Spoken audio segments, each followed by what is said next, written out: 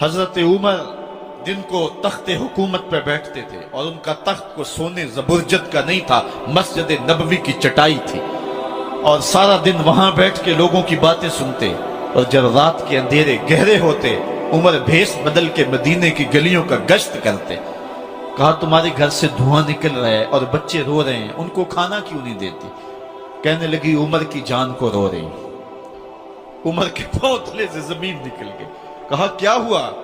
कहा 3 दिन से हमारे यहाँ खाने के लिए कुछ नहीं है, रोजाना बच्चे रोते हैं और मैं हंडिया के अंदर पत्थर डाल करके नीचे से आग डालती रहती हूँ कि बच्चे इंतजार कर करके सो जाएंगे, कम वक्त सो भी नहीं रहे और वो पत्थर पकेंगे भी क्या, और मैं उमर की जान को रो रही हूँ। हजरत उमर का कलेजा दहलने लगा, फौरन पलटे वापस बैतुल माल में आए, घी का एक कनस्तर लिया, आटे की बोरी ली, मिर्च मसाला जात बहुत कुछ उठाया, अपने कंधे पे रखा, बोरी अपनी कमर पे ला दी। उमर बैतुल माल से निकले तो आपके खादम असलम ने देख लिया, आगे बढ़ा, कहा मेरे आका मैं उठाता हूँ। उमर की आंखों में आंसू है। कहा असलम कयामत के दिन मेरा बोझ उठा लोगे? कहा कयामत के दिन तो अपना अपना बोझ उठाना पड़ेगा। कहा उमर को आज अपना ही उठाने दो। हजरत उमर वो घी का कनस्तर और वो आटे की बोरी सर पे उठाए हैं और उस खातून के घर जाते हैं और दस्तक देते हैं। वो जब देखती है उसकी जान में जान आ जाती है। कहा जल्दी जल्दी आटा गूंदो, और उमर सब्जी काटने लग जाते हैं।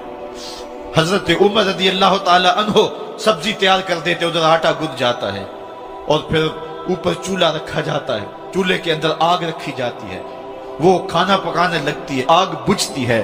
तारीख ने लिखा है आग बुझने लगती है, उमर झुक करके फूंके मारता है, उमर झुक झुक के फूंके मारता है।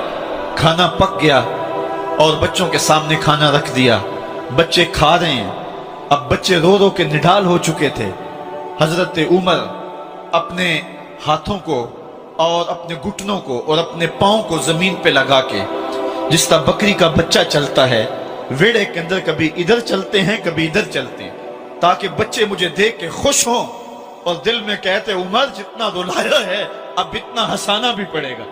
तो कभी उमर अमीरुल मोमिनीन, ये मैं किसी आज के जो है वो लोगों के वोटों पे मुंतखब होने वाले हुक्मरान की कहानी नहीं सुना रहा, मैं उस उमर की कहानी सुना रहा हूं जो 23 लाख मुरब्बा मील का हुक्मरान है, आधी दुनिया का बादशाह है।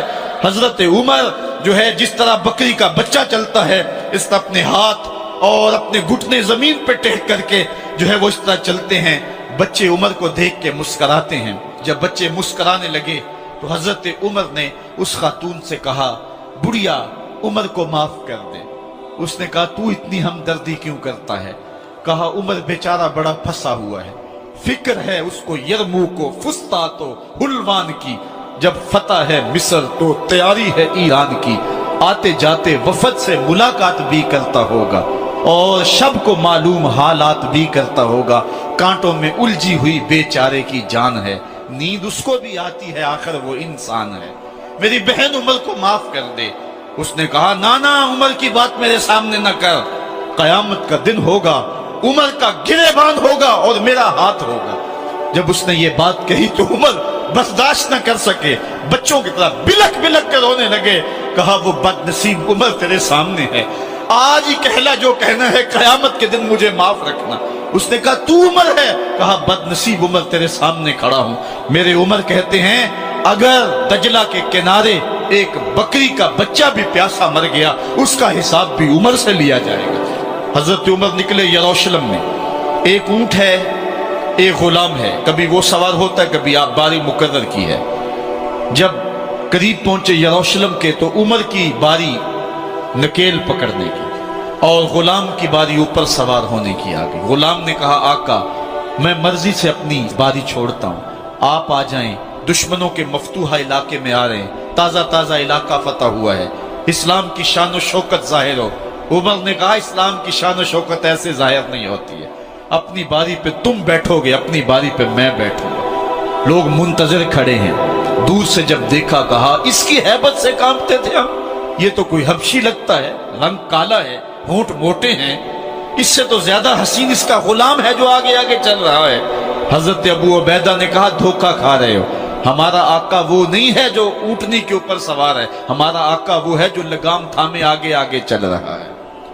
حضرت عمر رضی اللہ تعالیٰ عنہ کو آگے بڑھ کے جابیہ کے مقام پہ حضرت ابو عبیدہ بن جراح نے استقبال کیا، تو حضرت عمر آگے بڑھے اور انہوں نے آگے بڑھ کر کے حضرت ابو عبیدہ کے دونوں کندھوں پہ ہاتھ رکھا، اور سنو حضرت عمر نے کیا کہا لا الہ الا اللہ انا کنا اذل قوم فاعزنا اللہ بالاسلام، کہا کہ لا الہ الا اللہ، اے ابو عبیدہ بن جراح، ہم ایک ذلیل قوم تھے اور اللہ نے ہمیں اسلام کی وجہ سے عزت عطا کی ہے، اور میں تمہیں ایک تاریخ ساز بات کہنے لگا ہوں، اور وہ یہ ہے کہ جب تک ہم اس عزت والے اسلام کے دامن کو تھامے رہیں گے ہماری عزت قائم رہے گی، اور جب اسلام کے علاوہ کسی اور جگہ سے عزت ڈھونڈیں گے تو رسوا کر کے رکھ دیے جائیں گے۔ یہ ہے وہ خلاصہ جو حضرت عمر نے امتوں کے عروج و زوال کا بیان کیا ہے۔ اس امت کو جو خیرات ملی ہے تخت و تاج کی، وہ پینٹاگون سے نہیں ملی، وہ واشنگٹن سے نہیں ملی، وہ وائٹ ہاؤس سے نہیں ملی، وہ محمد عربی کے جوڑوں کا صدقہ ملی ہے۔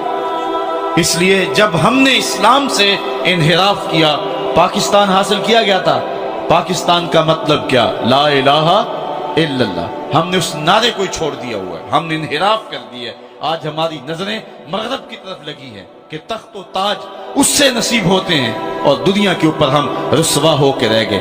ہماری پستی، ہماری زبوحالی، ہماری ذلت کا سبب یہ ہے کہ جس جگہ سے ہمیں عزت ملی تھی ہم نے وہ مرکز ہی چھوڑ دیا ہے۔ اس مرکز حیات کو، اس مرکز زندگی کو، اس مرکز عزت کو ہم نے چھوڑ دیا ہے، اور دنیا کے اوپر ہم رسوا ہو رہے ہیں۔